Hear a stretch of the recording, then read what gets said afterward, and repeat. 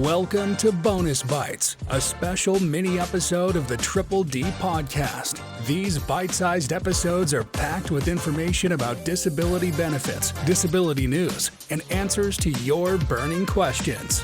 Get ready to take a bite of what's going on this week. Here's your host, Michael Liner. Welcome to another episode of the Triple D podcast, Bonus Bytes. I am very excited because this week we are bringing in a new co-host. What's that weird smile you've got on your face?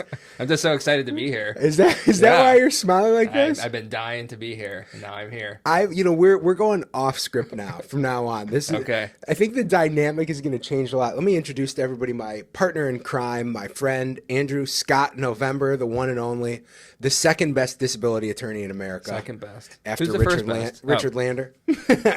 But Andrew, I'm so excited that you're going to be doing this with me going forward. I'm really excited. We always talk off record. Let's share it with people. Let's just start recording our chats. That's all this is.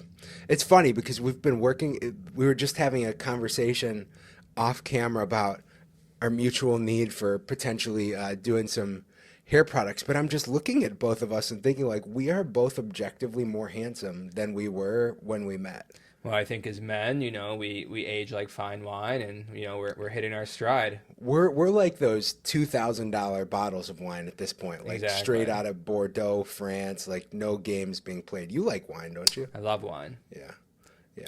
Well, let's get into it a little bit. So there's a lot that's happened since we last had an episode of Bonus Bytes, especially in terms of what's going on the political scene that's out there. And I want to have a conversation with you and hear what you think. I mean, since we last recorded, we had a presidential candidate get shot. We had a presidential candidate drop out of the race. And now we have Vice President Kamala Harris as the Democratic nominee for president in this upcoming election. And, the question that I really want to focus on is, what do you think this presidential election is going to mean for people who are applying or receiving Social Security disability benefits? What's at stake, Andrew? Everything's at stake. The Biden administration has done more for Social Security in the past few years than many administrations combined. With Martin O'Malley as our commissioner, there's been revolutionary change. Why the election is so important is look at the players. Kamala Harris is Joe Biden's vice president, meaning she's been privy and part of Biden's exhaustive plans to not only make the Social Security customer service experience better, but to also shore up Social Security to make sure that the funds are there to continue to pay benefits well past the 2030s when there's expected to be a 1/3 shortfall. So, getting someone in the White House who has the experience and is coming with a plan, it's epic. I think this will be the most important election of our lifetimes. I think so too. I wish that it was less of a circus than it is, but there's no question there's a lot at stake. What are like the biggest changes that you've noticed in this space in the last year? So I think when you and I talk, it feels like there is change happening every single day now, where for the first decade plus that we were doing this, didn't feel like there was that much different happening. Like what are the changes that you notice most day to day?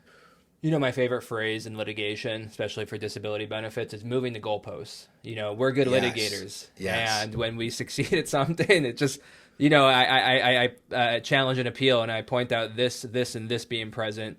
And then the insurance company comes back and, well, this is not present. And it's like, you can never satisfy the standard. And with Social Security, we're good at what we do, and Social Security would respond by making things a little harder. I mean, you've talked about the medical listings, the automatic criteria for disability, and they've just progressively gotten harder and harder, or even some are eliminated. Take the skin listings.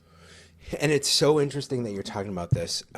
So on like the other podcast that I do, which is more interview based, we had a dermatologist who came on a couple months ago. I don't know if you heard that episode, but we were talking about the revised skin listings, which they basically almost analyze skin conditions the same way that they do musculoskeletal, where they're looking at like effective ambulation, like they're looking for somebody who requires, 2 canes, 2 crutches, or a wheelchair in order to prove that you meet the listing.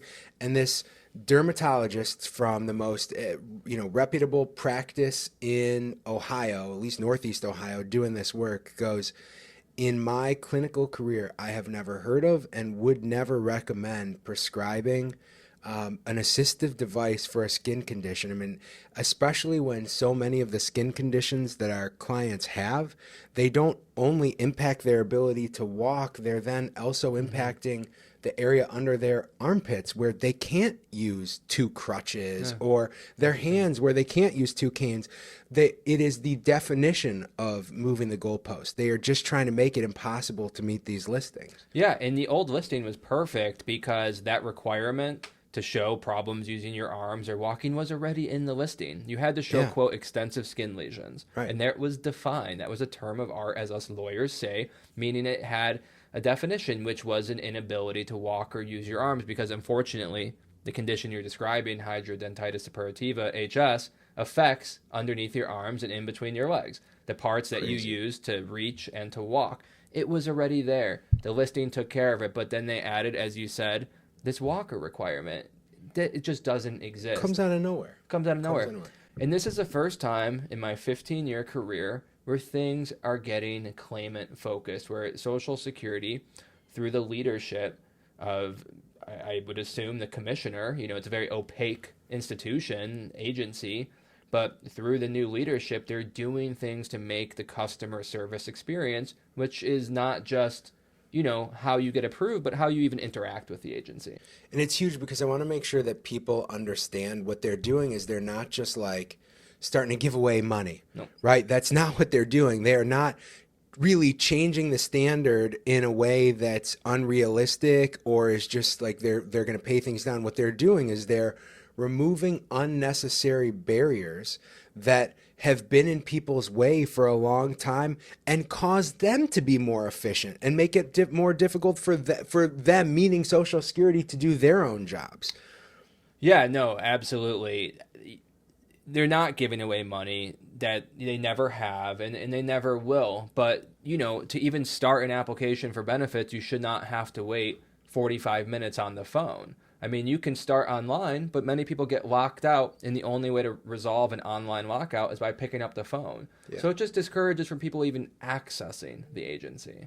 I want to ask you a question. So a big change that, this isn't like a breaking news topic at this point, but I think we're really starting to see, we're really only in month 1 of the implementation of it. A lot of the chatter before was about what it would mean. But Social Security just changed its past relevant work look back from being 15 years to being 5 years. I have personally seen this make a big difference in several cases that I've had recently. I kind of want to just hear your experience with it. Has it changed approvals? Has it changed the way the judges are approaching things? What have you been noticing? Game changing. I think that's 2 words that describe it. It's game changing. Not only does it allow for more approvals when they should be approved. Again, these are only applying. Generally, it's only going to help people of advanced age. People are getting older. So it's going to help the people that are more vulnerable and who might not be able to adapt to greater technology. And, having focused my practice over the past few years on long-term disability, I work with vocational experts all the time. And, for instance, I had a client that worked on CAD, and our vocational expert was able to identify 24 different skills that developed over the past 15 years. So, you don't look at what someone could do 15 years ago and then assume they could do it today. How different is when I started this practice in 2009, it was pen and paper. I remember, let's see, what year are we in? You and I were in law school 15 years ago, right? Yeah, you and I were in law school. We were just finishing up. That's about how, can you believe we've been practicing for that long? Old attorneys. Maybe that's why we need that. That's exactly why the Rogaine's part of the conversation. I remember they used to teach us the law library and literally how to go find things inside of the books because everything hadn't been totally updated online with Westlaw, LexisNexis, all these things. Now, not only do we have the internet, which is the portal for all information, we've got AI, which is, doing a lot of the work for people now. Yeah. So the evolution of society in 15 years really kind of throws out the window. Hey, this person did this job in 2009. Big whoop. Exactly. If I did Social Security disability for 2 years, 2009, 2010, and then left the practice and came back now, my skills would not apply. It is a totally different system. The tools are different. The processes are different. There's been massive overhaul. So this was a great change that reflects the reality of advancing technology. Like I said, we used to get paper files, and we used to carry them in large briefcases and write on large legal pads. Crazy. Then we went to compact discs. Do you remember that? Oh, yeah. And now everything's in the cloud. We have a system that I can do that because I've been part of this for 15 years. But had I left it and come back, there's absolutely no way I could effectively do this. So like I said, Social Security is making the benefits more accessible in the right ways. I want to turn to some of our listener questions. Sure. We take listener questions across all of our social media platforms. So if you're watching this at home, you have a question, you can send it to us through Facebook, TikTok, Instagram, on our website. You name it, we're there. Find us and let's talk about it. That had a good flow to it, didn't it? Exactly. I'm very impressed with myself today. I must have stayed at Holiday Inn Express last night. So let's start. Yeah, so here's a question that we have from a listener. This came from Facebook, and the listener asked, I've transitioned to long-term disability, and my HR states that I'm voluntarily resigning, yet I haven't signed anything. What are my next steps? I have thought about this question quite a lot. I was given access to these questions so I could prepare, and this is a great question because this is something that every single one of my long-term disability clients will face and will have to ask themselves. The number one thing that you didn't ask, but I want to answer anyways, is the most important part. And long-term disability works like insurance. You have to be paying your premiums when you make your claim. The way you're paying your premiums with long-term disability is by being employed. You're part of that employment group. So the most important thing in this question is showing that as long as your disability began while you were a covered participant, to borrow a term from the law, meaning while you were working and employed, then you're good for your LTD. You're probably not going to have an issue. Where it gets a little trickier is, what about my job? Well, unfortunately, in this country, we don't have a lot of great protections for workers. I mean, generally, one of the only protections is protecting some jobs up for 3 months before they can let you go. So everyone's employment experience is going to be different. But the thing that you need to do is to make sure you're filing your claim while you're still employed, because that is when you're still insured. Do that first. Get that out of the way.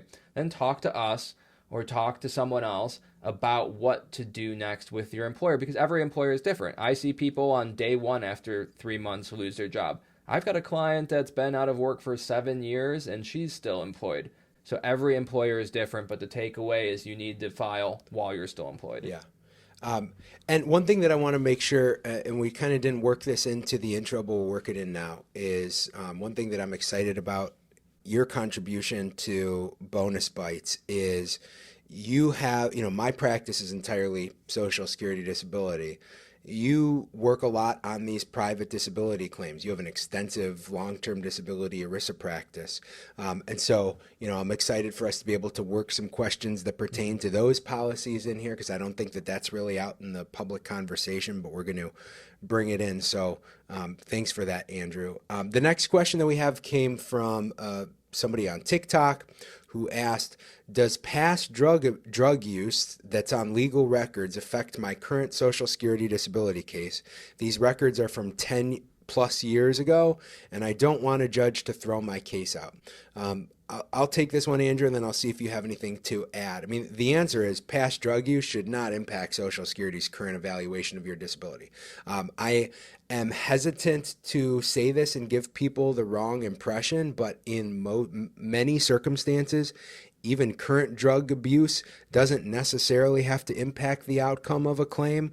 The way that the law is written, which isn't always the way that it's applied, but the way that the law is written says, Social Security only considers drug abuse when it's material, meaning your disability would not exist but for current substance abuse that is clouding your health condition. So for example, you and I have both been very successful in getting people onto disability, unfortunately, because they had, maybe they were a big drinker. Maybe they were an alcoholic for 30 years and they destroyed their liver. And even regardless of the fact if they continue to drink, which certainly doesn't help their case, you get to a point where you've destroyed your body so much that the current substance abuse is no longer material because that person's not going to be able to function whether they stop drinking or not. That's materiality. Sure. But for this person in particular, this is a pretty simple answer. The answer is 10 years ago, drug use should not have an impact on your claim. Now, you could get judged fill in the blank. I stopped short. You knew exactly where I was going with it too. You could get, and so that's why I hate to give like conflicting answers or partial answers, but judges don't apply these laws the same. It's interpreted the way that they want it to be, unfortunately, much of the time, and that's something that we're left against. There is nothing that would stop a judge from saying that past drug abuse is inconsistent with whatever you're complaining about now. Now, do I think that a federal court would look at that and say that passes their smell test? Probably not. But is there anything that stops a judge who just wants to find a reason to deny your case from using it? No, that's what's cool about wearing a robe. But do you have any extra thoughts on that, Andrew? No, I mean, you answered it perfectly. Had I answered it, the person who sent it in almost answered their own question because of the two words, past and current. Yeah. So, that was a great way to phrase it. No, it's a current evaluation. And you took it one step further and said, well, is that current use causing the disability? In most cases, it's not. And that's what the law reads. But like you said, it might not be applied that way. Yeah. So, Andrew, this was fun, man. This is great. I'm glad that we did this. I'm looking forward to doing this going forward with you. Now, I want to announce next week on the podcast, on the Triple D podcast, we're going to be having a social media influencer, Dr. Donovan, who is a podiatrist at Erie View Foot Docs. We're actually going to be doing this as a TikTok live, which will then convert into a podcast. I believe we're going to be doing, I don't know where the donation's going to go to, but we're going to be making a contribution through the Backwards Hat Gives Back program to a charity of Dr. Donovan's choice. But tune in. We're going to talk a lot about how ankle and feet issues can impact a disability claim. I know you'll be listening. I'll be there. So there'll be at least one person in the audience. But thank you guys so much for tuning in, and we're looking forward to seeing you next week. Thank you. Thanks for listening to Bonus Bytes, a mini episode of the Triple D podcast. Rate, review, and subscribe, and tune in next week for more disability news and headlines.